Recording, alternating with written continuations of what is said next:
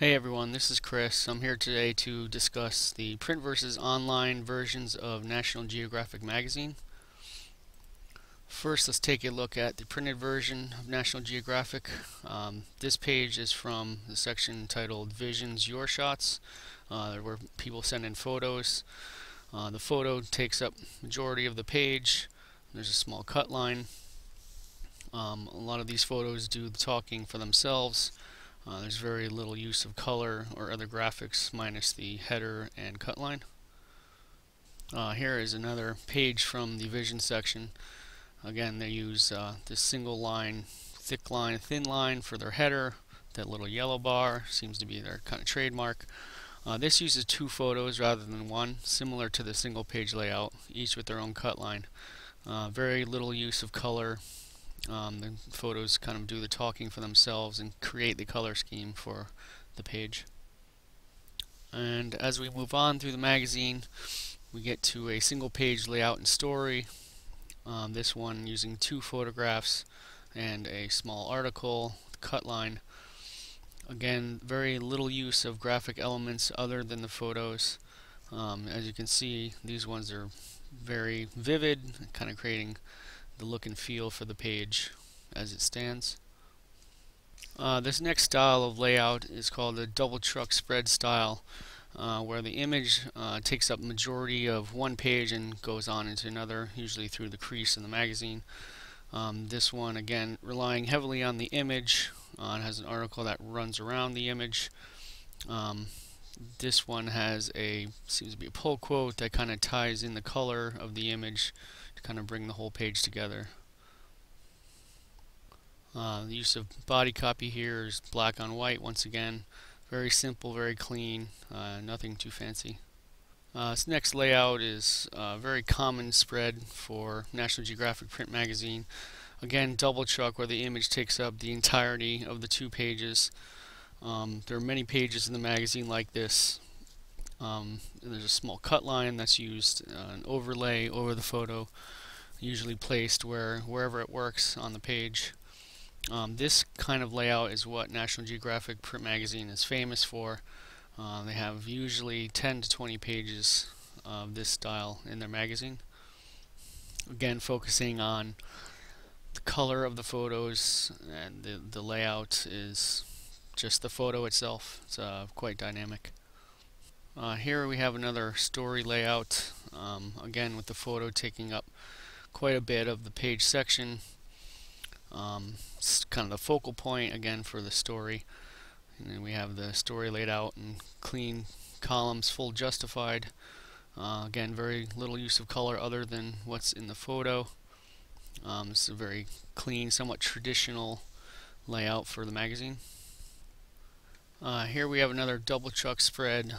This one's unique from the other ones, so there's no photographical elements, but a very interesting use of typography. Different sizes and variations of this font kind of fit together like a puzzle piece.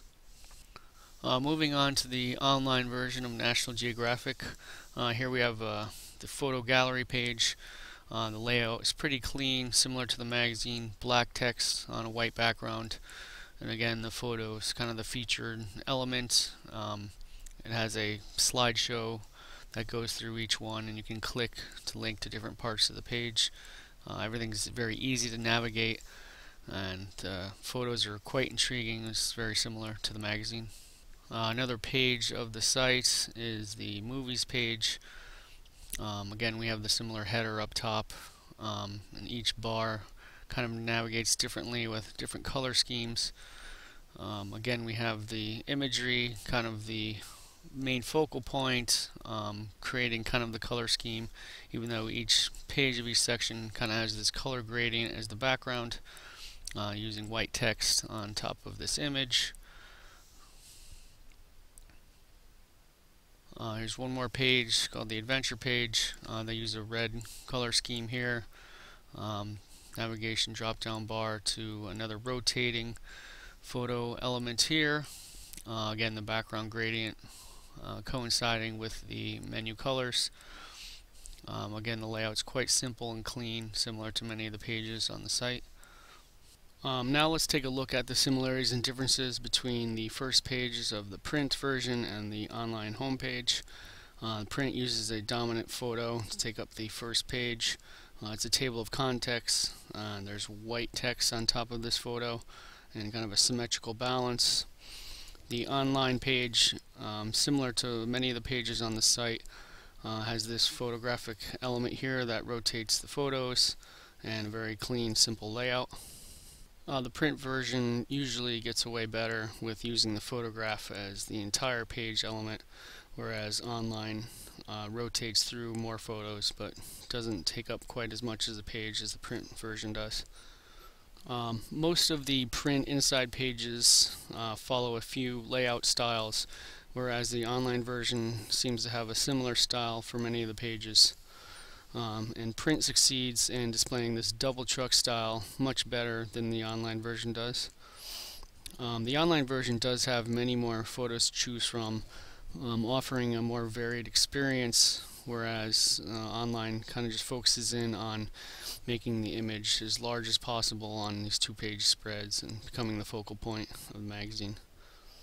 In my opinion, the printed version of National Geographic succeeds more as far as photo placement and layout.